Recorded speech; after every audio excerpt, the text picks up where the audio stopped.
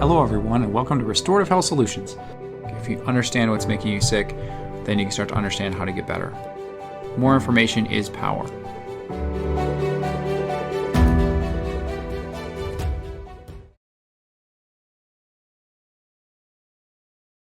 Hi, I'm Dr. Paul, and today we're going to talk about microbiome and stool testing, as it's one of the most important tests to consider when evaluating your gut health.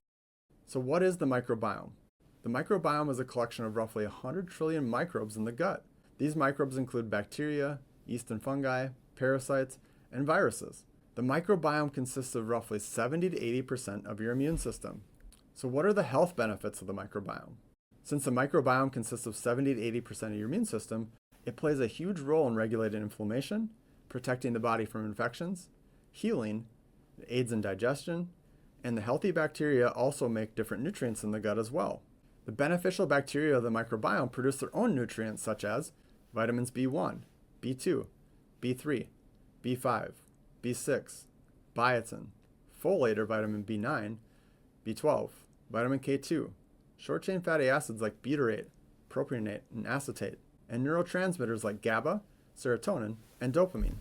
These nutrients are very important in producing energy and also play a role in brain function, nerve function, red blood cell function, white blood cell function, adrenal function, gut function, mood and mental health, and more. So what is a microbiome or stool test? There are several different microbiome or stool tests out there. In traditional medicine, they use one test for colorectal cancer screening, and they use another stool test to rule out acute GI pathogens or infections. There are also several different microbiome tests available online that look at your microbiome and then put together dietary suggestions along with a personalized probiotic based off your microbiome test results. At Restorative Health Solutions, we prefer a qPCR stool test that looks at the DNA of the microbes. With this stool test, we can look at the beneficial flora or beneficial bacteria like your probiotics, H. pylori, opportunistic bacteria, yeast, candida, and other fungal species, parasites, viruses, and intestinal health markers, which look at more of the overall function of the gut. These markers look at digestion to see how your pancreas is producing digestive enzymes. We look at fat in the stool called steatocrit to see how well you're digesting and absorbing fats. We look at inflammation in the gut with calprotectin, and we also look at a marker called secretory IgA to see how your immune system is responding to your environment.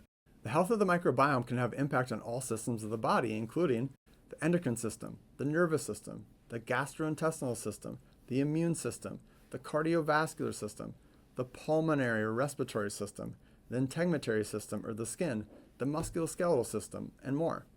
If there's dysbiosis in the gut, which is an imbalance of the microbiome, along with leaky gut, this can drive systemic inflammation by allowing the passage of microbes and toxins and undigested food proteins from the gut into the bloodstream, which then elicits an immune response. This immune response can lead to symptoms outside of the gut that can affect all systems of the body. Some common signs and symptoms of gut health issues are gas and bloating, constipation, diarrhea, abdominal pain, acid reflux or GERD, nausea, belching, and more.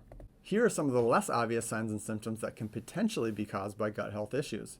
Skin issues like eczema, psoriasis, dermatitis, autoimmune disease history, thyroid issues, frequently getting sick or a lowered immune system, weight gain or difficulty losing weight, or weight loss and difficulty gaining weight, headaches, migraines, brain fog, unexplained dizziness, sleep issues, fatigue, and more.